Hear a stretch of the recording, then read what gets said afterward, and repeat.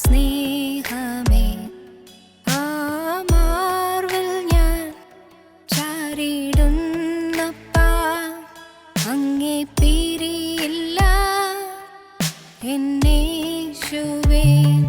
പ്രാണൻ പോവോളം ജീവൻ തന്നോനേ, ഭൂവിലാരിലും കാണാത്ത സ്നേഹമേ, ആ മാർവിൽ ഞാൻ ചാരിടുന്നപ്പാ, അങ്ങേ പിരിയില്ല എന്നേശുവേ.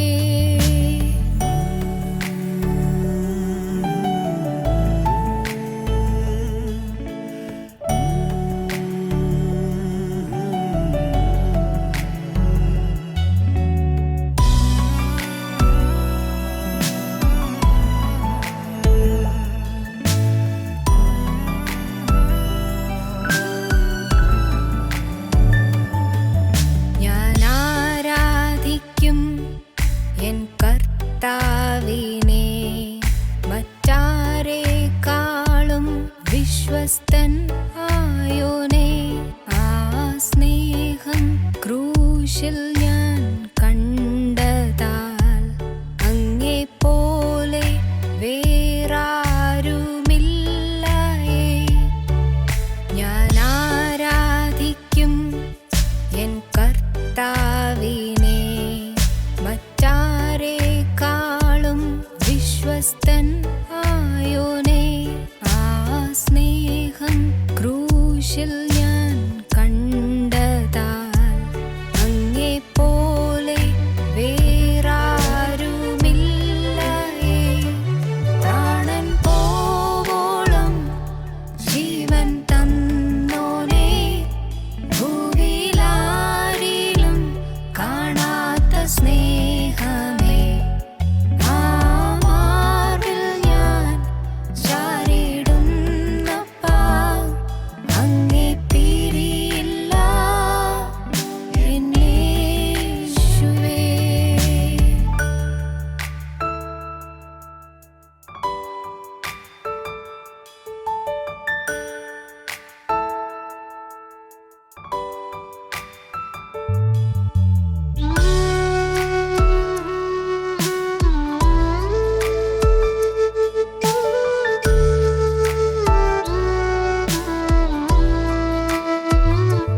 ഞാൻ കേൾക്കുന്നു എന്നാഥൻ ശബ്ദത്തെ, കൈവിരൽ പിടിച്ചെന്നെ നടത്തുന്നു.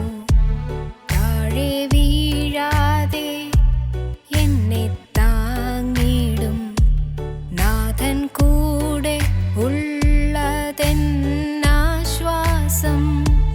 ഞാൻ കേൾക്കുന്നു എന്നാഥൻ ശബ്ദത്തെ, കൈവിരൽ പിടിച്ചെന്നെ നടത്തുന്നു. താഴെ വീഴാതെ എന്നെ താങ്ങിടും, നാഥൻ കൂടെ ഉള്ളതെന്നാശ്വാസം. പ്രാണൻ പോവോളം ജീവൻ തന്നോനേ, ഭൂവിലാരിലും കാണാത്ത സ്നേഹമേ, ആ മാർവിൽ ഞാൻ ചാരിടുന്നപ്പാ, അങ്ങേ പിരിയില്ല എന്നേശുവേ. ഞങ്ങളോ ക്രൂശിക്കപ്പെട്ട ക്രിസ്തുവിനെ പ്രസംഗിക്കുന്നു. 145 സങ്കീർത്തനം 18 വാക്യം നമുക്ക് വായിക്കാം. 145 സങ്കീർത്തനം 18 വാക്യം. യഹോവ തന്നെ വിളിച്ചപേക്ഷിക്കുന്ന ഏവർക്കും, സത്യമായി തന്നെ വിളിച്ചപേക്ഷിക്കുന്ന ഏവർക്കും സമീപസ്ഥനാകുന്നു. ദൈവത്തിൻ്റെ നീതി ലഭിച്ചു കഴിഞ്ഞാൽ ദൈവത്തെ വിളിച്ചപേക്ഷിക്കാം, പ്രാർത്ഥനയ്ക്ക് മറുപടി പ്രാപിക്കാം. പാപങ്ങൾ ക്ഷമിച്ചു കിട്ടിക്കഴിഞ്ഞാൽ ദൈവത്തോട് നമ്മുടെ ആവശ്യങ്ങൾ ബോധിപ്പിക്കാം, നമ്മുടെ ആവലാധികൾ ദൈവസന്നിധിയിൽ കൊണ്ടുവരാം. നമ്മുടെ പാപങ്ങൾ ക്ഷമിച്ചു കിട്ടിക്കഴിഞ്ഞാൽ, നീതികേടുകൾ ദൈവം മായിച്ചു കഴിഞ്ഞാൽ, നീതിമാനം ദൈവം മുദ്ര കുത്തി കഴിഞ്ഞാൽ, നീതി ജീവിതത്തിൽ ലഭിച്ചു കഴിഞ്ഞാൽ ദൈവനീതിയിൽ നിന്നുകൊണ്ട് ദൈവത്തിൻ്റെ കരുണയ്ക്ക് വേണ്ടി യാചിക്കാം. ഓരോരോ ദൈനംദിന ആവശ്യങ്ങൾ ദൈവത്തോട് നമുക്ക് അപേക്ഷിക്കാം. യഹോവ തന്നെ വിളിച്ചപേക്ഷിക്കുന്ന ഏവർക്കും, സത്യമായി തന്നെ വിളിച്ചപേക്ഷിക്കുന്ന ഏവർക്കും സമീപസ്ഥനാകുന്നു. സത്യമായി തന്നെ വിളിച്ചപേക്ഷിക്കുന്ന ഏവർക്കും ദൈവം സമീപസ്ഥനാകുന്നു.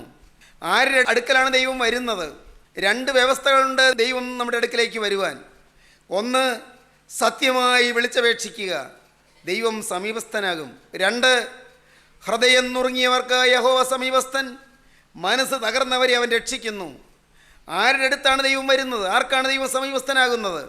34-ാം സങ്കീർത്തനം 18-ാം വാക്യം. ഹൃദയം നുറുങ്ങിയവർക്ക് യഹോവ സമീപസ്ഥൻ, മനസ്സ് തകർന്നവരെ അവൻ രക്ഷിക്കുന്നു. ഹൃദയം നുറുങ്ങിയെങ്കിൽ ദൈവം അടുത്തു വരും. അരിഷ്ടതയും ഹൃദയ നുറുക്കവും മനത്തകർച്ചയും ഉണ്ടെങ്കിൽ ജീവനുള്ള ദൈവം നമ്മുടെ അടുത്തു വരും. തകർന്ന ഹൃദയത്തോടെ, നുറുങ്ങിയ മനസ്സോടെ, പശ്ചാത്താപ ബോധത്തോടെ, അനുതാപ ചിന്തകളോടെ ദൈവസന്നിധിയിലേക്ക് നമുക്ക് അടുത്ത് വരാൻ പറ്റുമെങ്കിൽ ദൈവം നമ്മുടെ അടുത്തേക്ക് വരും. ദൈവം നമ്മെ അനുഗ്രഹിക്കും. ഹൃദയം നുറുങ്ങിയവർക്ക് യഹോവ സമീപസ്ഥൻ, മനസ്സ് തകർന്നവരെ അവൻ രക്ഷിക്കുന്നു. യഹോവ തന്നെ വിളിച്ചപേക്ഷിക്കുന്ന ഏവർക്കും, സത്യമായി തന്നെ വിളിച്ചപേക്ഷിക്കുന്ന ഏവർക്കും നൽകുവാൻ തക്കവണ്ണം സമ്പന്നനാകുന്നു. സത്യമായി തന്നെ വിളിച്ചപേക്ഷിക്കുന്ന ഏവർക്കും സമീപസ്ഥനാകുന്നു. വിളിച്ചപേക്ഷിക്കുക, പ്രയർഫുൾ ലൈഫ്, പ്രയർഫുൾനെസ്, പ്രാർത്ഥനാ ജീവിതം. 4-ാം സങ്കീർത്തനത്തിലെ ആദ്യത്തെ സുപ്രധാനമായ 2 ആശയങ്ങൾ നാം ചിന്തിച്ചു വരികയായിരുന്നു. ഒന്ന്, റൈച്ചസ്നെസ്, നീതീകരണം. 2, പ്രയർഫുൾനെസ്, പ്രാർത്ഥനാ ജീവിതം. എഫേസ്യ ലേഖനത്തിൽ അപ്പോസ്തലനായ പൗലോസ് 3-ാം അധ്യായത്തിൽ പറയും. 3-ാം അധ്യായത്തിൽ അപ്പോസ്തലൻ പറയുകയാണ് 20-21 വാക്യത്തിൽ, എന്നാൽ നാം ചോദിക്കുന്നതിലും നനയ്ക്കുന്നതിലും അത്യന്തം പരമായി ചെയ്യുവാൻ നമ്മിൽ വ്യാപരിക്കുന്ന ശക്തിയാൽ കഴിയുന്നവന് സഭയിലും ക്രിസ്തു യേശുവിലും എന്നേക്കും തലമുറ തലമുറയായി മഹത്വം ഉണ്ടാകട്ടെ. ആമീൻ. ചോദിക്കുന്നതിലും നനയ്ക്കുന്നതിലും അത്യന്തം പരമായി ചെയ്യുവാൻ ശക്തിയുള്ളവൻ. ഒന്നേ ചോദിച്ചുള്ളൂ, അവൻ തരുന്നത് 10. ദൈവത്തിന് സ്തോത്രം. കടം മാറ്റിത്തരണമേ എന്നേ ചോദിച്ചുള്ളൂ, അവൻ കടം ചോദിച്ചു വരുന്നവർക്ക് കൊടുക്കാനുള്ള വകയും തരുന്നു. നിങ്ങൾ ചോദിക്കും, സാറേ ഇത് സത്യമാണോ? അങ്ങനെയൊക്കെ നടക്കുമോ? അതോ ഞങ്ങളെ വ്യാമോഹിപ്പിക്കുകയാണോ? അല്ല പ്രിയരെ, അല്ല. സത്യമായൊരു ദൈവം ജീവിക്കുന്നു. കുഞ്ഞെ, നീ ഇന്ന് കടത്തിൽ വലയുകയല്ലേ? കടഭാരത്തിൽ വീർപ്പൂട്ടുകയല്ലേ? നീ വ്യസനിച്ച് നീ നിരാശപ്പെട്ട് അഴലുകയല്ലേ? എന്താണ് എൻ്റെ കടം തീർക്കാൻ ഒരു പോംവഴിയെന്ന് നീ പലപ്പോഴും ചിന്തിച്ച് നെടുവീർപ്പെടാറില്ലേ? എന്നാൽ നിൻ്റെ ജീവിതം നീ ക്രിസ്തുവിനൊന്ന് കൊടുത്തു നോക്കൂ. നിൻ്റെ ജീവിതം സംശുദ്ധമാക്കുന്ന ക്രിസ്തുവിൻ്റെ കരങ്ങളിലേക്കൊന്ന് കൊടുത്തു നോക്കൂ. നീതീകരണം തരുന്ന ക്രിസ്തുവിനെ നീ ഒന്ന് വിളിച്ചു നോക്കൂ. നിൻ്റെ പാവങ്ങളെല്ലാം ക്ഷമിച്ചു തരുന്ന ക്രിസ്തുവിനോട് പാവങ്ങൾ ഏറ്റുപറഞ്ഞൊന്ന് പ്രാർത്ഥിച്ചു നോക്കൂ. പാവമില്ലാത്ത ജീവിതം നീ ഒന്ന് തുടങ്ങൂ. മകളെ പറഞ്ഞു തരാം, മോനെ പറഞ്ഞു തരാം. നിൻ്റെ ജീവിതത്തിൽ നിൻ്റെ കടം തീർക്കുക മാത്രമല്ല, ചോദിക്കുന്നതിലും നനയ്ക്കുന്നതിലും അത്യന്തപരമായി ചെയ്യുവാൻ ശക്തിയുള്ളവൻ. നിൻ്റെ കടം തീർക്കുക മാത്രമല്ല, അനേകർക്ക് കടം കൊടുക്കുവാൻ തക്കവണ്ണം നിന്നെ ഐശ്വര്യം കൊണ്ട് സമൃദ്ധമായി അനുഗ്രഹിക്കും. സ്വർഗത്തിലെ ദൈവം സമൃദ്ധമായി അനുഗ്രഹിക്കുന്നവനാണ്. അപ്പോസ്തലനായ പൗലോസ് ഫിലിപ്പിയർക്കെഴുതിയ ലേഖനത്തിൽ റോമൻ കാരാഗ്രഹത്തിൽ നിന്ന് യൂറോപ്പിലെ ഫിലിപ്പിയിലെ ദൈവമക്കൾക്കെഴുതുന്ന ലേഖനത്തിൽ ഒടുവിലത്തെ അധ്യായത്തിൽ പറയും, എൻ്റെ ദൈവമോ നിങ്ങളുടെ ബുദ്ധിമുട്ടൊക്കെയും മഹത്വത്തോടെ തൻ്റെ ധനത്തിനൊത്തവണ്ണം ക്രിസ്തു യേശുവിൽ പൂർണ്ണമായി തീർത്തു തരും. സ്തോത്രം. ഫിലിപ്പിയ ലേഖനം 4-ാം അധ്യായം 19-ാം വാക്യമാണ്. എൻ്റെ ദൈവമോ നിങ്ങളുടെ ബുദ്ധിമുട്ടൊക്കെയും മഹത്വത്തോടെ തൻ്റെ ധനത്തിനൊത്തവണ്ണം ക്രിസ്തു യേശുവിൽ പൂർണ്ണമായി തീർത്തു തരും. ദൈവത്തിന് സ്തോത്രം. അപ്പോസ്തലനായ പൗലോസ് അതേ അധ്യായത്തിൽ തന്നെ 4-ാം വാക്യം മുതൽ എന്തു പറയും? അതെല്ലാം കാണാതെ പഠിക്കേണ്ട വാക്യങ്ങളാണ്. കർത്താവിൽ എപ്പോഴും സന്തോഷിപ്പീൻ, സന്തോഷിപ്പീൻ എന്ന് ഞാൻ പിന്നെയും പറയുന്നു. നിങ്ങളുടെ സൗമ്യത സകല മനുഷ്യരും അറിയട്ടെ. കർത്താവ് വരുവാൻ അടുത്തിരിക്കുന്നു. ഒന്നിനെക്കുറിച്ചും വിചാരപ്പെടരുത്. എല്ലാറ്റിലും പ്രാർത്ഥനയാലും അപേക്ഷയാലും നിങ്ങളുടെ ആവശ്യങ്ങൾ സ്തോത്രത്തോടുകൂടെ ദൈവത്തോട് അറിയിക്കുക അത്രേ വേണ്ടത്. എല്ലാറ്റിലും പ്രാർത്ഥനയാലും അപേക്ഷയാലും നിങ്ങളുടെ ആവശ്യങ്ങൾ സ്തോത്രത്തോടുകൂടെ ദൈവത്തോട് അറിയിക്കുകയത്രേ വേണ്ടത്. എന്നാൽ സകല ബുദ്ധിയെയും കവിയുന്ന ദൈവസമാധാനം നിങ്ങളുടെ ഹൃദയങ്ങളെയും നിലവുകളെയും ക്രിസ്തു യേശുവിങ്കൽ കാക്കും. ദൈവത്തിന് സ്തോത്രം. സകല ബുദ്ധിയെയും കവിയുന്ന ദൈവസമാധാനം നിങ്ങളുടെ ഹൃദയങ്ങളെയും നിലവുകളെയും ക്രിസ്തു യേശുവിങ്കൽ കാക്കും. എന്തോരാനന്ദസന്ദായകമായ തിരുവചനം, എന്തോരാശ്വാസദായകമായ തിരുവചനം. സഹോദരങ്ങളെ, ദൈവസന്നിധിയിലേക്ക് പ്രാർത്ഥനയോടും യാതനകളോടും കൂടി അടുത്ത് വരുവീൻ. സ്തോത്രസ്വരത്തോടെ ദൈവസന്നിധിയിലേക്ക് വരുവീൻ. നിങ്ങളുടെ ആവശ്യങ്ങൾ സ്തോത്രത്തോടുകൂടെ ദൈവത്തോട് അറിയിക്കുക എത്ര വേണ്ടത്. എങ്ങനെ? പ്രാർത്ഥനയാലും അപേക്ഷയാലും സ്തോത്രത്തോടുകൂടെ നിങ്ങളുടെ ആവശ്യങ്ങൾ ദൈവത്തോട് അറിയിക്കുക. പ്രാർത്ഥനയ്ക്ക് ഉത്തരവരുളും ദൈവം. പ്രയർഫുൾനെസ്. ബഹിരാകാശ സഞ്ചാരിയായിരുന്നു ജോൺ ഗ്ലെൻ. നിങ്ങൾ കേട്ട് കാണും. നീൽ ആംസ്ട്രോങ്, ജോൺ ഗ്ലെൻ ഇവരൊക്കെയാണ് ബഹിരാകാശ സഞ്ചാരികൾ. ആംസ്ട്രോങ് ചന്ദ്രനിൽ കാലുകുത്തിയ കാര്യം നിങ്ങൾ കേട്ടിട്ടുണ്ടോ? നീൽ ആംസ്ട്രോങ് ചന്ദ്രനിൽ പോയി കാലുകുത്തി. എന്നിട്ട് ചന്ദ്രനിൽ അവിടെ ആദ്യം കാലുകുത്തി ഉടനെ പറഞ്ഞു പ്രൈസ് ദ ലോർഡ്. ദൈവവിശ്വാസിയായിരുന്നു, ദൈവഭക്തനായിരുന്നു. ദൈവത്തിന് മഹത്വം എന്ന് പറഞ്ഞു, ദൈവത്തിന് സ്തുതി പറഞ്ഞു. എന്നിട്ട് അവിടെ ഒരു കൊടി നാട്ടി. ചന്ദ്രനിലൊരു കൊടി നാട്ടി, ജയക്കൊടി നാട്ടി. മനുഷ്യൻ, ഈ ഭൂമിയിലെ മനുഷ്യൻ അപ്പുറത്ത് ഔട്ടർ സ്പേസിൽ കടന്നുചെന്ന്, ബഹിരാകാശത്ത് കടന്നുചെന്ന് അവിടെ ചന്ദ്രൻ എന്ന ഉപഗ്രഹത്തിൽ ഒരു കൊടി നാട്ടി. ജോൺ ഗ്ലെൻ ഭക്തനായിരുന്നു, ബഹിരാകാശ സഞ്ചാരി, ഭക്തനായിരുന്നു, ദൈവവിശ്വാസിയായിരുന്നു. ജോൺ ഗ്ലെന്നോട് സ്നേഹിതന്മാർ ചോദിച്ചു, അങ്ങ് പറക്കുകയല്ലേ, അങ്ങ് ഔട്ടർ സ്പേസിലേക്ക് പോവുകയല്ലേ, ബഹിരാകാശത്തേക്ക് പോവുകയല്ലേ, എങ്ങനെയാ, നല്ല ദൈവ സാന്നിധ്യം ഉണ്ടോ, പ്രത്യേകിച്ച് പ്രാർത്ഥിക്കുന്നുണ്ടോ? ജോൺ ഗ്ലെൻ പറഞ്ഞു, പ്രത്യേകിച്ച് പ്രാർത്ഥിക്കുന്നില്ല, എപ്പോഴും പ്രാർത്ഥനയാണ്. സ്തോത്രം. എപ്പോഴും പ്രാർത്ഥനയാണ്. ദൈവത്തോട് നിരന്തര സംസർഗത്തിലാണ്. With constant relationship with God. നിരന്തരം ദൈവത്തോട് സംസർഗത്തിലാണ്, നിരന്തരം ദൈവത്തോടുള്ള ബന്ധത്തിലാണ്. പ്രത്യേകിച്ച് ഈ യാത്രയിൽ അങ്ങനെ ഒരു പ്രത്യേക വിശേഷകാര്യം പ്രാർത്ഥിക്കാനില്ല. എപ്പോഴും ഞാൻ ദൈവത്തോടുള്ള പ്രാർത്ഥനയിലാണ്. Constant relationship with God. ദൈവത്തിന് സ്തോത്രം. നിരന്തരമായ ദൈവസംസർഗം, പ്രാർത്ഥനാ ജീവിതം. സഹോദരങ്ങളെ, ഭക്തന്മാർ, വിശുദ്ധന്മാർ, അതേ മഹത്തുക്കൾ, വിജ്ഞാനികൾ, അവർ പ്രാർത്ഥിക്കുന്നവരായിരുന്നു. ഒരു കൊച്ചുകുട്ടിയുണ്ടായിരുന്നു. ഞാനത് ഇതിനു മുമ്പും പറഞ്ഞിട്ടുണ്ടെന്ന് എനിക്ക് തോന്നുന്നു. ഒരു കൊച്ചുകുട്ടിയുണ്ടായിരുന്നു. ഈ കൊച്ചൻ അവൻ്റെ ചെറുപ്രായത്തിൽ അപ്പൻ മരിച്ചുപോയി. അമ്മയാണ് അവനെ വളർത്തിയത്. പക്ഷേ അമ്മയും വിട്ടുപോയി. അമ്മ വേറെ വിവാഹം കഴിച്ചു. പിന്നെ അവനെ വളർത്തിയത് അപ്പൻ്റെ അമ്മയാണ്, ഗ്രാൻഡ് മദർ. ഈ കൊച്ചൻ അവനെന്നും കരയും. അപ്പനും പോയി, അമ്മയും പോയി. അവനെ വലിയ വാത്സല്യമായിരുന്നു. അപ്പനെ അത്ര കാര്യമായിരുന്നു. അപ്പനെ കാണാതിരിക്കാൻ വയ്യാത്തവനായിരുന്നു. അത്ര പെരിയ വാത്സല്യമായിരുന്നു. ഇവൻ എന്നും കരയുമ്പോൾ വല്യമ്മ പറഞ്ഞു കൊടുക്കും, മോനെ കരയണ്ട, നിനക്ക് അപ്പനുണ്ട്. സ്വർഗത്തിലെ ദൈവം നിൻ്റെ അപ്പനാണ്. മോൻ പറഞ്ഞോളൂ, ഗോഡ് ഈസ് മൈ ഫാദർ. നീ പേടിക്കണ്ട മോനെ, നീ ധൈര്യമായി പറഞ്ഞോളൂ, ദൈവം എൻ്റെ അപ്പനാണ്. God is my father. ദൈവം എൻ്റെ അപ്പനാണെന്ന് ഈ കൊച്ചൻ പറഞ്ഞു വളർന്നു. ഭക്തനായി വളർന്നു, ദൈവവിശ്വാസിയായി വളർന്നു. 24-ാമത്തെ വയസ്സിൽ ലോ ഓഫ് ഗ്രാവിറ്റി കണ്ടുപിടിച്ച ഐസക് ന്യൂട്ടനാണ് ഈ ബാലൻ വളർന്നു. 24-ാമത്തെ വയസ്സിൽ വിശ്വവിശ്രുതനായ ശാസ്ത്രജ്ഞനായി മാറി. ദൈവം എൻ്റെ അപ്പനാണെന്ന് പറഞ്ഞ് വളർന്നു. ദൈവമക്കളെ, ദൈവത്തോടുള്ള ബന്ധം, പ്രാർത്ഥനാ ബന്ധം.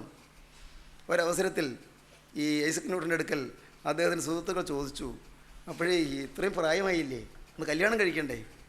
ഓ, അക്കാര്യം ഞാൻ മറന്നുപോയി. അല്പം ഹാസ്യാത്മകമായി തോന്നും.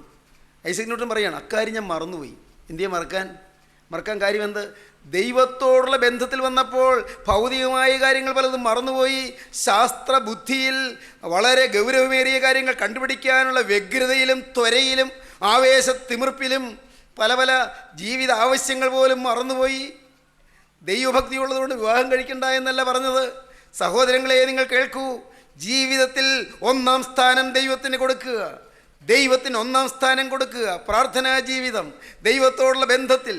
നിങ്ങൾ ആരെല്ലാം പല കാര്യങ്ങളിൽ വിഷമിച്ച് കഴിയുന്നുണ്ട്, പല പ്രശ്നങ്ങളിൽ ഭാരപ്പെട്ട് കഴിയുന്നുണ്ട്, ജീവിതത്തിൻ്റെ ആവശ്യങ്ങളിൽ വേദനപ്പെട്ട് കഴിയുന്നുണ്ട്, കുടുംബത്തിലെ അലോഹ്യങ്ങളിൽ മനസ്സ് ദുരിതപ്പെട്ട് കഴിയുന്നുണ്ട്, ഓരോരോ ദിവസവും പുതിയ പുതിയ പ്രശ്നങ്ങൾ ഏറ്റുമുട്ടി തകർന്നുലഞ്ഞു വലയുന്നുണ്ട്. സ്നേഹിതരെ, നിങ്ങളോട് പറയട്ടെ, ഓരോ പ്രശ്നവും നിങ്ങൾക്ക് ദൈവസന്നിധിയിലേക്ക് കൊണ്ടുവരാം. ഒരിക്കൽ ഹന്ന പറഞ്ഞു, ഹന്ന ദേവാലയത്തിൽ ചെന്ന് അവൾ പ്രാർത്ഥിച്ചു കൊണ്ടിരുന്നപ്പോൾ ദേവാലയത്തിലിരിക്കുന്ന പുരോഹിതൻ അവളോട് പറഞ്ഞു, നിൻ്റെ വീഞ്ഞിൻ്റെ ലഹരി ഇറങ്ങട്ടെ, എന്നിട്ട് പ്രാർത്ഥിച്ചാൽ മതി. വീഞ്ഞിൻ്റെ ലഹരി ഇറങ്ങട്ടെ. ഇവളുടെ ചുണ്ട് തെരുതെരെ ചലിക്കുന്നു, അവളുടെ ശരീരം പയ്യെ വിറയ്ക്കുന്നു. അവൾ എന്തെല്ലാമോ ചില ശബ്ദങ്ങൾ മാത്രമേ വരുന്നുള്ളൂ, വ്യക്തമായ അക്ഷരങ്ങളും വാക്കുകളും വരുന്നില്ല. പുരോഹിതൻ വിളിച്ചു പറഞ്ഞു, നിൻ്റെ വീഞ്ഞിൻ്റെ ലഹരി ഇറങ്ങട്ടെ, എന്നിട്ട് പ്രാർത്ഥിച്ചാൽ മതി. രാവിലെ തന്നെ ദേവാലയത്തിൽ ലഹരി പിടിച്ച് വന്നിരിക്കുന്നു. പുരോഹിതൻ അവളെ ശാസിച്ചു. അവൾ പറഞ്ഞു, അയ്യോ യജമാനെ, ഞാൻ മനോവ്യസനമുള്ള ഒരു സ്ത്രീ, എൻ്റെ ഹൃദയം ദൈവസന്നിധിയിൽ പകരുകത്രേ ചെയ്തത്. ശമൂവേൽ പ്രവാചകൻ്റെ 1-ാമത്തെ പുസ്തകം 1-ാമത്തെ അധ്യായത്തിൽ നിങ്ങൾക്കത് കാണാം. അയ്യോ യജമാനെ, ഞാൻ വീഞ്ഞോ മദ്യമോ കുടിച്ചിട്ടില്ല. അയ്യോ യജമാനെ, എന്നൊരു നീച സ്ത്രീയായി കരുതരുതേ. ഞാൻ വീഞ്ഞോ മദ്യമോ കുടിച്ചിട്ടില്ല. യജമാനെ, ഞാൻ മനോവ്യസനമുള്ള ഒരു സ്ത്രീ, എൻ്റെ ഹൃദയം ദൈവസന്നിധിയിൽ പകരുകത്രേ ചെയ്തത്. ദൈവത്തിന് സ്തോത്രം. ഞാൻ എൻ്റെ ഹൃദയം ദൈവസന്നിധിയിൽ പകർന്നു. സ്നേഹിതരെ, നിങ്ങൾ ഇന്ന് ഈ വാക്കുകളെ കേട്ടുകൊണ്ടിരിക്കുമ്പോൾ നിങ്ങളൊരു തീരുമാനമെടുക്കൂ. ഇനി ഞാൻ രാവിലെയും ഉച്ചയ്ക്കും വൈകുന്നേരത്തും സങ്കടം ബോധിപ്പിച്ച് കരയും. ദൈവസന്നിധിയിൽ എൻ്റെ ഹൃദയം പകരും. പ്രാർത്ഥനാ വീരനാകും. പ്രാർത്ഥനയിൽ സമർത്ഥമായ അനുഭവങ്ങൾ നേടിയെടുക്കും. പ്രാർത്ഥനയിൽ കൂടി അനുഗ്രഹങ്ങൾ നേടിയെടുക്കും. പ്രിയപ്പെട്ടവരെ, നിങ്ങൾ കേട്ടിട്ടുണ്ടോ ജോൺ മിൽട്ടനെ കുറിച്ച്? നിങ്ങൾ പലരും കേട്ടിട്ടുണ്ട്. ജോൺ മിൽട്ടൺ ചെറുപ്പത്തിലെ ഒരാഗ്രഹം, എനിക്ക് കവിത എഴുതണം ഒരാഗ്രഹം. ആഗ്രഹം ഇങ്ങനെ മുട്ടിട്ട് വരികയാണ്.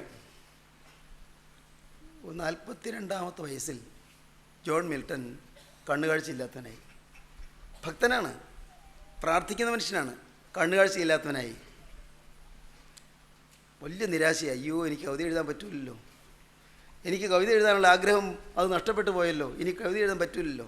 സങ്കടപ്പെട്ടു, നിരാശപ്പെട്ടു. പക്ഷേ പ്രാർത്ഥന കുറച്ചില്ല, പ്രാർത്ഥിച്ചു കൊണ്ടേയിരുന്നു. അങ്ങനെ ഇരിക്കെ അദ്ദേഹം പറഞ്ഞു കൊടുത്തൊരു കവിത എഴുതിച്ചു, ഓൺ ഹിസ് ബ്ലൈൻഡ്നെസ്. എന്താണ്? ഈ അന്ധതയെക്കുറിച്ച് എന്നാണ് കവിതയുടെ പേര് തന്നെ, ഓൺ ഹിസ് ബ്ലൈൻഡ്നെസ്. അതാണ് ജോൺ മിൽട്ടൻ്റെ ആദ്യത്തെ കവിത. ഇതെഴുതി കഴിഞ്ഞു. അപ്പോൾ ഒരാശയായി, ഒരു പ്രതീക്ഷയായി. പ്രതീക്ഷ പിന്നെയും വളർന്നു. പിന്നെയും പറഞ്ഞു കൊടുത്ത് എഴുതിച്ചു. 2 വിശ്വോത്തര മഹാകാവ്യങ്ങൾ എഴുതി, 2 വിശ്വ ഇതിഹാസങ്ങൾ. Paradise Lost, Paradise Regained. പറുദീസ നഷ്ടം, പറുദീസ തിരികെ കിട്ടി. 2 മഹാകാവ്യങ്ങൾ, 2 ഇതിഹാസങ്ങൾ, വിശ്വോത്തര കാവ്യങ്ങൾ, ലോക ഇതിഹാസങ്ങൾ, ലോകത്തിൻ്റെ ക്ലാസിക്കുകൾ, ലോകത്തിൻ്റെ എപ്പിക്കുകൾ. സഹോദരങ്ങളെ, ഈ വിശ്വവിശാലമായ സാഹിത്യത്തിൻ്റെ സമുന്നത ശ്രേണികളെ പുൽകാൻ ജോൺ മിൽട്ടന് കഴിഞ്ഞത് എങ്ങനെയാണ്? പ്രാർത്ഥനാ ജീവിതം, ദൈവത്തോടുള്ള ബന്ധത്തിൽ. അന്ധനാണ്. എന്തിന് ദൈവം എനിക്ക് അന്ധത വരുത്തിയെന്ന് ചോദ്യം വന്നില്ല, പരിഭവം വന്നില്ല, പെരുവിറുപ്പ് വന്നില്ല, നിരാശ വന്നില്ല. പക്ഷേ അത്യുത്സാഹത്തോടെ പ്രാർത്ഥിച്ചു കൊണ്ടിരുന്നു. പ്രാർത്ഥന കേൾക്കുന്ന ദൈവം ജോൺ മിൽട്ടന് കൃപ കൊടുത്തു, നൽവരം കൊടുത്തു, അനുഗ്രഹം കൊടുത്തു, സിദ്ധി കൊടുത്തു, കവന സൗകുമാര്യം കൊടുത്തു. സുന്ദരമായ കാവ്യപ്രസൂനം ഇതാ കാവ്യ തല്ലജമായി ഉരുത്തിരിഞ്ഞു വന്നു. ദൈവത്തിൻ്റെ വലിയ നാമം മഹത്വപ്പെടട്ടെ. സഹോദരങ്ങളെ, നിങ്ങൾക്ക് മനസ്സിലായോ? പ്രാർത്ഥന കൊണ്ട് വൻകാര്യങ്ങൾ നേടാം. പ്രാർത്ഥന കൊണ്ട് അത്ഭുതങ്ങൾ നിങ്ങൾക്ക് നേടിയെടുക്കാം. പ്രാർത്ഥനാ ജീവിതം. നിങ്ങൾ കേട്ടിട്ടുണ്ടോ? ബീഥോവൻ, അദ്ദേഹം കണ്ണുകാഴ്ചയുണ്ട്, പക്ഷേ ചെവി കേൾക്കില്ല. ബധിരനാണെന്ന് പറയും. ബധിരൻ, ചെവി കേൾക്കില്ല. പക്ഷേ അദ്ദേഹം സുന്ദരമായി ഗാനങ്ങൾ ആലപിക്കാൻ തുടങ്ങി, ഗാനങ്ങൾ എഴുതാൻ തുടങ്ങി. ഗാനങ്ങൾ എഴുതും, ഗാനങ്ങൾ ആലപിക്കും. വിശ്വോത്തര സംഗീതജ്ഞനായ ബീഥോവൻ ബധിരനായിരുന്നു. ബീഥോവനെക്കുറിച്ച് സംഗീത സമ്രാട്ടുകൾക്കെല്ലാം അറിയാം. സംഗീതത്തിൻ്റെ ലോകത്ത് വിശ്വവിശ്രുതനായ ബീഥോവൻ. അദ്ദേഹം ബധിരനായിരുന്നു, കേൾവിയില്ലാത്തവനായിരുന്നു. പക്ഷേ പ്രാർത്ഥന കൊണ്ട് കേൾവിയുടെ ആ ഇല്ലായ്മയുടെ പ്രയാസം മാറ്റിയെടുത്ത് വിശ്വവിശ്രുതനായി മാറി. പ്രാർത്ഥന കൊണ്ട് വൻകാര്യങ്ങൾ നേടാം. നിങ്ങൾ ദൈവസന്നിധിയിൽ മുട്ടിന്മേലിരിക്കട്ടെ. ആത്മീയം എന്നെ പഠിപ്പിച്ച ഒരു പരിശുദ്ധ പിതാവ് എനിക്ക് പറഞ്ഞു തന്നു, കാൽമുട്ടുകൾ പൊട്ടട്ടെ എന്ന്. എൻ്റെ ദൈവത്തിന് സ്തുതി. മുട്ട് പൊട്ടട്ടെ എന്ന്, മുട്ടിന്മേലിരുന്ന് മുട്ടങ്ങ് പൊട്ടട്ടെ എന്ന് അദ്ദേഹം പറഞ്ഞു തന്ന വാക്ക് മുട്ട് പൊട്ടട്ടെ എന്നാണ്. ഞാൻ ഇടയ്ക്കിടയ്ക്ക് ആ വാക്ക് ഓർക്കും. എൻ്റെ കർത്താവേ, പ്രാർത്ഥനയിൽ നിരതനായിരിക്കാൻ, പ്രസംഗിക്കുന്നതിനേക്കാൾ കൂടുതൽ പ്രാർത്ഥിക്കാൻ, വചനം പറയുന്നതിനേക്കാൾ കൂടുതൽ ദൈവത്തോടുള്ള ബന്ധത്തിൽ കഴിയാൻ സാധിക്കുന്നതൊരു മഹാഭാഗ്യമാണ്. പ്രിയപ്പെട്ടവരെ, ദൈവത്തിൻ്റെ വേല ചെയ്യുന്നവരായ ആരെല്ലാം ഉണ്ട്, നിങ്ങൾ ദൈവസന്നിധിയിൽ കൂടുതൽ സമയം ചെലവഴിക്കണം. ദൈവസന്നിധിയിൽ മുട്ടിന്മേലിരുന്ന് ദൈവത്തിൽ നിന്ന് കാര്യങ്ങൾ, തിരുവചനങ്ങൾ നിങ്ങൾ നേടിയെടുക്കണം. ദൈവത്തിൻ്റെ ആലോചനാ സഭയിൽ നിർണയിക്കുന്നതായ സ്വർഗീയമായ അരുളപ്പാടുകൾ സ്വർഗത്തിൽ നിന്ന് നിങ്ങൾ നേരിട്ട് പ്രാപിച്ചിട്ട് ജനത്തിന് കൊടുക്കണം. ജീവനുള്ള ദൈവത്തിൻ്റെ അരുളപ്പാടുകൾ പ്രസ്താവിക്കാൻ സ്വർഗത്തിൽ നിന്ന് ദൈവത്തിൻ്റെ ആലോചനാ സഭയിൽ നിന്ന് നേരിട്ട് വാങ്ങണം. പ്രാർത്ഥനയിലാണത് കിട്ടുന്നത്. പ്രാർത്ഥനാ ജീവിതം. എൻ്റെ ദൈവമായ യഹോവേ, ഞാൻ വിളിക്കുമ്പോൾ ഉത്തരവരുളയണമേ. ഞാൻ ഞെരുക്കത്തിലിരുന്നപ്പോൾ നീ എനിക്ക് വിശാലത വരുത്തി. ഞാൻ വിളിക്കുമ്പോൾ ഉത്തരവരുളയണമേ. എൻ്റെ നീതിയായ ദൈവമേ, ഞാൻ വിളിക്കുമ്പോൾ ഉത്തരവരുളയണമേ. ഞാൻ ഞെരുക്കത്തിലിരുന്നപ്പോൾ നീ എനിക്ക് വിശാലത വരുത്തി. എന്നോട് കൃപ തോന്നി എൻ്റെ പ്രാർത്ഥന കേൾക്കണമേ. ഞാൻ യഹോവയെ വിളിച്ചപേക്ഷിക്കുമ്പോൾ അവൻ കേൾക്കും. പ്രാർത്ഥനാ ജീവിതം, പ്രയർഫുൾനെസ്. അപ്പോസ്തലനായ പൗലോസ് പ്രാർത്ഥനാവീരനായിരുന്നു. സ്തേഫാനോസ് കല്ലേറ് കൊണ്ട് പൊളയുമ്പോഴും പ്രാർത്ഥിച്ചു കൊണ്ടിരുന്നു. ദൈവത്തിൻ്റെ വലിയ നാമം മഹത്വപ്പെടട്ടെ. ദൈവസന്നിധിയിൽ പ്രാർത്ഥിക്കുന്ന ദൈവമക്കളെ കൊണ്ട് വൻ കാര്യങ്ങൾ നടക്കും. When a believer is seen on his knees, Satan trembles. ഒരു വിശ്വാസിയെ മുട്ടിന്മേൽ കാണുമ്പോൾ സാത്താൻ വിറയ്ക്കും. The Satan trembles when he sees a believer on his knees. സാത്താൻ വിറയ്ക്കും. എപ്പോൾ? ഒരു വിശ്വാസി മുട്ടിന്മേൽ നിൽക്കുമ്പോൾ. നാം സുവിശേഷം പ്രസംഗിച്ചെന്നുള്ളതുകൊണ്ട് സാത്താൻ വിറയ്ക്കണമെന്നില്ല. നാം സുവിശേഷത്തിന് വേണ്ടി യാത്ര ചെയ്തുകൊണ്ടോ പണം മുടക്കിയതുകൊണ്ടോ ദൈവവേലയ്ക്ക് വേണ്ടി കാണിക്കിട്ടതുകൊണ്ടോ സാത്താൻ വിറയ്ക്കണമെന്നില്ല. എല്ലാം നല്ലതാണ്. പക്ഷെ അതുകൊണ്ട് സാത്താന് പേടിയില്ല. സാത്താന് പേടിയുണ്ട്. ഒരു വിശ്വാസി പ്രാർത്ഥിക്കാൻ തുടങ്ങുമ്പോൾ അവൻ വിറച്ചു തുടങ്ങും. ദൈവത്തിന് സ്തോത്രം. പ്രാർത്ഥനാ ജീവിതം സഹോദരങ്ങളെ, പ്രയർഫുൾനെസ്. ദാവീദ് പ്രാർത്ഥനാവീരനായി. ദാവീദ് പ്രാർത്ഥന കൊണ്ട് വൻ കാര്യങ്ങൾ നേടിയെടുത്തു. പാപത്തിൻ്റെ കറകൾ മായിക്കുവാൻ ദൈവകരങ്ങളിലേക്ക് പാപം ഏറ്റുപറഞ്ഞ് പ്രാർത്ഥിച്ചു. ദൈവം തന്ന അനുഗ്രഹങ്ങൾക്ക് വേണ്ടി ദൈവത്തെ സ്തുതിച്ച് ദൈവത്തെ മഹത്വപ്പെടുത്തി. ദൈവം പാപം ക്ഷമിച്ചു തന്നതോർത്ത് ദൈവത്തിന് മഹത്വം കരയറ്റി. ദാവീദിൻ്റെ ജീവിതത്തിൽ കേടുകളും കെടുതികളും വന്നപ്പോൾ ദൈവത്തോട് പ്രാർത്ഥിച്ചു. ദാവീദിന് മരണഭയം വന്നപ്പോൾ ദൈവത്തോട് പ്രാർത്ഥിച്ചു. ദാവീദിനെ ശൗൽ വേട്ടയാടിയപ്പോൾ ദൈവത്തോട് പ്രാർത്ഥിച്ചു. ദാവീദിനെ ഫെലിസ്ത്യർ വേട്ടയാടിയപ്പോൾ ദൈവത്തോട് പ്രാർത്ഥിച്ചു. ദാവീദ് ഗോലിയാത്തിന് നേരെ പോകാൻ നേരത്ത് ദൈവത്തോട് പ്രാർത്ഥിച്ചു. ദാവീദ് അബ്ശാലോമിനെ ഭയന്ന് ഓടിയപ്പോൾ ദൈവത്തോട് പ്രാർത്ഥിച്ചു. ദാവീദ് ജീവിതത്തിൽ പ്രതിസന്ധികളെ നേരിട്ടപ്പോഴെല്ലാം ദൈവത്തോട് പ്രാർത്ഥിച്ച് ബലം പ്രാപിച്ചു. പ്രാർത്ഥനയിൽ വീര്യം പ്രാപിക്കാം, പ്രാർത്ഥനയിൽ ബലം പ്രാപിക്കാം. യെശയ്യാ പ്രവാചകന്റെ പുസ്തകം 40-ാം അധ്യായത്തിൻ്റെ ഒടുവിലത്തെ വാക്യം പറയും, ബാല്യക്കാർ ക്ഷീണിച്ചു പോകും, യൗവനക്കാർ ഇടറി വീഴും, എന്നാൽ യഹോവയ്ക്കായി കാത്തിരിക്കുന്നവർ ശക്തിയെ പുതുക്കും. കാത്തിരുന്ന് പ്രാർത്ഥിക്കുക, ശക്തി പുതുക്കി കിട്ടും. കാത്തിരുന്ന് പ്രാർത്ഥിക്കുക. ദൈവമേ, ഞാനിത് പറയാൻ എന്താണ് യോഗ്യത എനിക്ക്? കാത്തിരുന്ന് പ്രാർത്ഥിക്കുക. ആവേശത്ത് മുറിപ്പിൽ ഓടി നടക്കുമ്പോൾ പ്രാർത്ഥനയ്ക്കുള്ള സമയം ചിലപ്പോൾ പോകാറുണ്ടല്ലോ. കർത്താവെ ക്ഷമിക്കണമേ. ഞാനിപ്പോൾ ദൈവത്തോട് യാചിക്കട്ടെ. കർത്താവെ, എൻ്റെ പ്രാർത്ഥനാ സമയം കുറഞ്ഞു പോയതിനോട് ക്ഷമിക്കണമേ. ദൈവമേ, ജോലിയുടെ വ്യഗ്രതയിലും കർത്താവെ നിൻ്റെ വേലയുടെ തീഷ്ണതയിലും ഓടി നടന്നു, പ്രാർത്ഥനയുടെ സമയം കുറഞ്ഞുപോയി, എന്നോട് പൊറുക്കണമേ. സ്നേഹിതരെ, നിങ്ങൾ ഇപ്പോൾ ദൈവത്തോട് പറയുമോ, ഞാനൊരു പുതിയ പ്രതിഷ്ഠ എടുക്കുന്നു കർത്താവേ, ഞാൻ കൂടുതൽ സമയം പ്രാർത്ഥിക്കും. കർത്താവേ, ഞാൻ ഈ പ്രാർത്ഥനയുടെ സമയം മുടക്കുകയില്ല. കർത്താവേ, എൻ്റെ പ്രാർത്ഥനാ സമയം ഞാൻ ഇനിയും മറ്റു കാര്യങ്ങൾക്ക് മാറ്റിവെക്കുകയില്ല. എൻ്റെ ദൈവത്തിൻ്റെ വചനം ധ്യാനിക്കാനും എൻ്റെ കർത്താവിനോട് പ്രാർത്ഥിക്കാനും എൻ്റെ ദൈവത്തെ സ്തുതിക്കാനും ഞാൻ വേറിട്ടിരിക്കുന്ന സമയം ഇനി ഞാൻ കുറച്ച് കളയുകയില്ല. എൻ്റെ കരുണയുള്ള കർത്താവേ, എൻ്റെ ജീവിതത്തിൽ ഞാൻ വലഞ്ഞപ്പോഴെല്ലാം നീ എനിക്ക് സഹായം തന്നവനാണ്. ഞാൻ ഇളകിപ്പോയപ്പോഴെല്ലാം നീ എന്നെ ഉറപ്പിച്ച് നിർത്തിയവനാണ്. ഞാൻ ആടി ഒലഞ്ഞു പോയപ്പോൾ നീ എന്നെ കാത്തവനാണ്. ഞാൻ ആകുലപ്പെട്ടു പോയപ്പോൾ നീ എനിക്ക് ബലം തന്നവനാണ്. കർത്താവേ, എൻ്റെ ജീവിതത്തിൽ ഞാൻ വിഷമിച്ച സന്ദർഭങ്ങളിലെല്ലാം നീ എന്നെ താങ്ങുകയും എന്നെ തലോടുകയും ചെയ്തതാണ്. നാഥ, ഇന്നും ഞാനിതാ നിൻ്റെ അരികിലേക്ക് വരുന്നു. വീണ്ടും ഒരു പുതിയ പ്രതിഷ്ഠ എടുക്കുന്നു. ഇന്നിതാ ഈ പുതിയ ദിവസം ഇപ്പോൾ തന്നെ ഞാൻ നിന്നോടൊരു വാക്ക് പറയുന്നു. എൻ്റെ പ്രാർത്ഥനാ സമയം ഞാൻ ദീർഘിപ്പിക്കും. ഏകാഗ്രതയോടെ പ്രാർത്ഥിക്കും. പ്രാർത്ഥനാ സമയത്ത് അന്യ ചിന്തകൾ വരാൻ ഞാൻ ഇട കൊടുക്കുകയില്ല. മറ്റ് കാര്യങ്ങൾ ആലോചിക്കാൻ ഞാൻ സമയം കൊടുക്കുകയില്ല.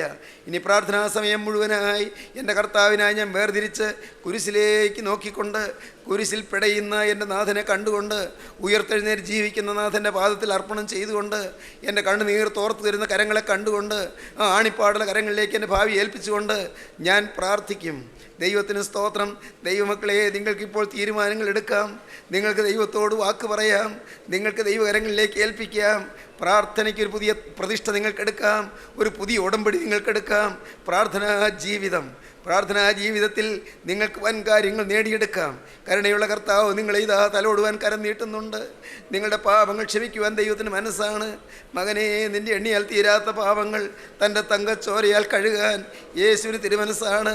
മകളെ, നിൻ്റെ അസംഖ്യമായ പാപങ്ങൾ, പുറത്തു പറയാൻ അറയ്ക്കുന്നതായ പാപങ്ങൾ അതുപോലെ കഴുകിത്തരാൻ എൻ്റെ നാഥന് മനസ്സാണ്. യേശുവിന് നിന്നെ അനുഗ്രഹിപ്പാൻ മനസ്സാണ്. ഇപ്പോൾ നിന്നെ തലോടാൻ യേശുവിന് താല്പര്യമാണ്. അവൻ്റെ കരം നിൻ്റെ മേൽ വയ്ക്കുവാൻ യേശു ഇതാ കരം നീട്ടിയിട്ടുണ്ട്. ആ ആണിപ്പാടുള്ള കരത്തിലേക്ക് കുഞ്ഞേ നീ നിൻ്റെ ജീവിതം ഏൽപ്പിച്ചു കൊടുക്കൂ. മോളെ, നിൻ്റെ ജീവിതം യേശുവിന് കൊടുക്കൂ. യേശു നിന്നെയും തലോടട്ടെ. യേശു നിന്നെയും തഴുകട്ടെ. യേശു നിന്നെ ആലിംഗനം ചെയ്യട്ടെ. യേശു നിന്നെ മാറോടണയ്ക്കട്ടെ. യേശു നിന്നെ തിരുവിലാവിൽ ഒളിപ്പിക്കട്ടെ. ആ തങ്ക തിരുവിലാവിൽ നിനക്ക് ഒളിവിടം തരട്ടെ. യേശു നിനക്ക് സങ്കേതമായി വരട്ടെ. യേശു നിന്റെ രോഗത്തിന് സൗഖ്യം തരട്ടെ. യേശു നിന്റെ തീരാ രോഗങ്ങൾ മാറ്റട്ടെ. യേശു നിന്റെ മാറാവ്യാധികൾക്ക് ശമനം തരട്ടെ. യേശു നിന്റെ കുടുംബത്തിലേക്ക് സമാധാനം അയക്കട്ടെ.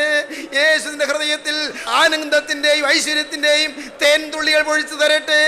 യേശു നിന്റെ ജീവിതത്തിൽ അത്ഭുതങ്ങൾ പ്രവർത്തിക്കട്ടെ. യേശു നിനക്ക് ശോഭനമായ ഭാവി തരട്ടെ. നിന്റെ കുടുംബത്തിൽ ഐശ്വര്യം തരട്ടെ. അനുഗ്രഹത്തിന്റെ നിറവിലേക്ക് നയിക്കട്ടെ.